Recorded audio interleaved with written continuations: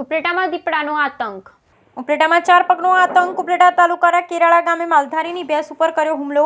કેરાળા ગામમાં રહેતા માલધારીની ભેંસ પર દીપડાનો હુમલો. ઉપલેટાના ગઢાળા કેરાળા વિસ્તારમાં ઘણા સમયથી દીપડાનો આતંક. વન વિભાગના દ્વારા પાંજરું મૂકવામાં આવ્યું. દીપડાના હુમલાથી ભેંસ ઈજાગ્રસ્ત. દીપડાને પાંજરે. સ્થાનિકોની માંગ. દીપડાના આતંકી ગામમાં ભયનો માહોલ. Bureau report bureau report Ashish Patadia, Jetpur. મારું નામ છે વિક્રમભાઈ નારાયણભાઈ વામરોટિયા, ગામ કેરાળા. હાલ કેરાળા સરપંચ પણ છું. તો ગઢાળાની સીમમાં તો આમ તો છેલ્લા 6 મહિનાથી આ દીપડો આતંક મચાવે છે અને ઘણા બધા પારોડા, પાડિયું, વાસડા ઘણા બધાનું મારણ પણ કરેલ છે.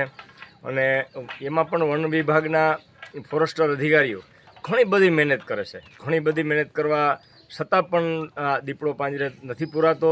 તો આજરોજ ગઈ રાતે સાંજે અમારી ગઢાળા અને કેરાળાની સીમ એટલે બે જોડતી સીમ જ આવેલી છે. તો એક રાણાભાઈ રબારી કરી અને તો અમારે તો અહીં ખુલ્લામાં જ બધા પશુ બાંધેલા હોય. તો એક પાડીને રંજાડ કરી અને પાડી આમ એકદમ રાઈડ નાખી એટલે રાણાભાઈ દોડીને ગયા હતા. તો આમ ભાગી ગયો અને વરસાદ ચાલુ હતો એટલે એના હગડ જોયા તો એ પણ દીપડાના જ હતા. એટલે જેમ બને એમ વહેલી તકે આ પાંજરે પુરાય એવી અમારી દરેક માલધારીઓની માંગ ઉઠી છે.